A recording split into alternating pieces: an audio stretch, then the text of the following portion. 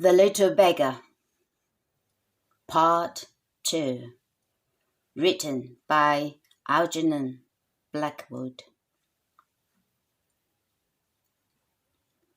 Occasionally, too, the lad, who seemed about 10 years old, looked about him to right and left, questionably, anxiously, as though he expected someone to help, or perhaps to meet him.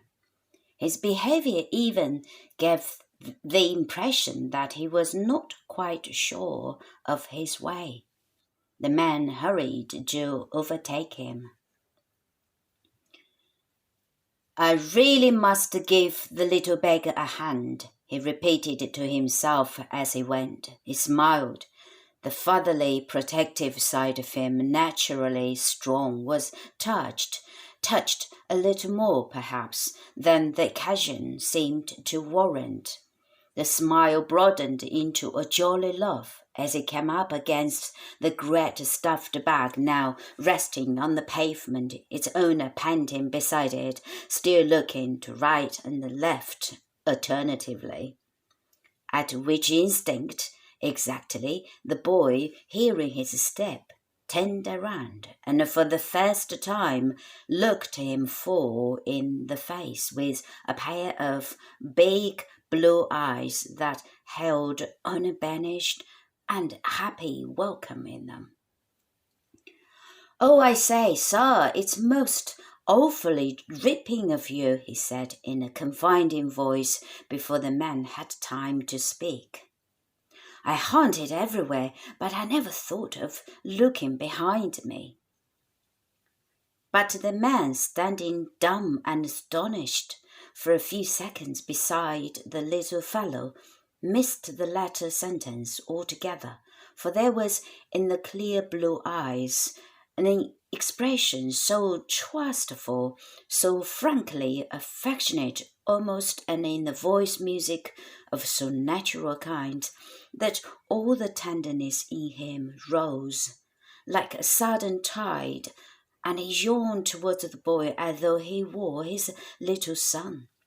Thought, born of some sudden revival of emotion, flashed back swiftly across a stretch of 12 blank years, and for an instant the lines of the mouth grew deeper, though in the eyes the light turned softer, brighter. "It's too big for you, my boy," he said, recovering himself with a jolly laugh. "Or rather, you're not big enough yet for it. Where to now?" "Ah, the station, I suppose." And he stooped to grasp the handles of the bulging bag, first poking the space more securely in beneath the straps, but in doing so became aware that something the boy had said had given him pain. What was it? Why was it? This stray little stranger met upon the London pavements.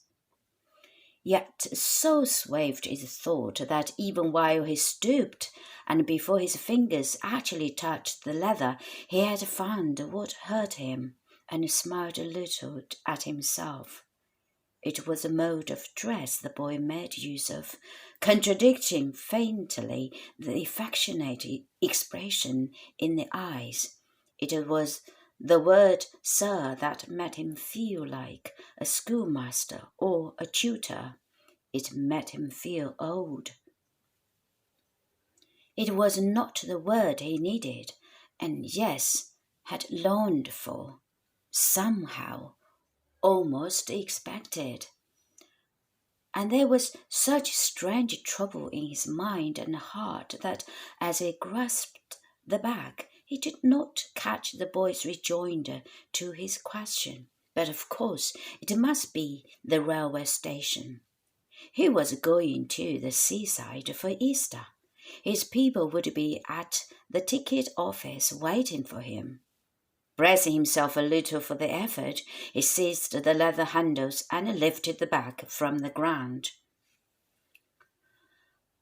"Oh, thanks awfully, sir," repeated the boy. He watched him with a true schoolboy grin of gratitude, as though it were great fun, yet also with a true urchin's sense that the proper thing had happened, since such jobs, of course, were for grown-up men. And this time, though he used the objectionable word again, the voice betrayed recognition of the fact that he somehow had a right to look to this particular man for help, and that this particular man only did the right and natural thing in giving help. But the man, swaying sideways, nearly lost his balance.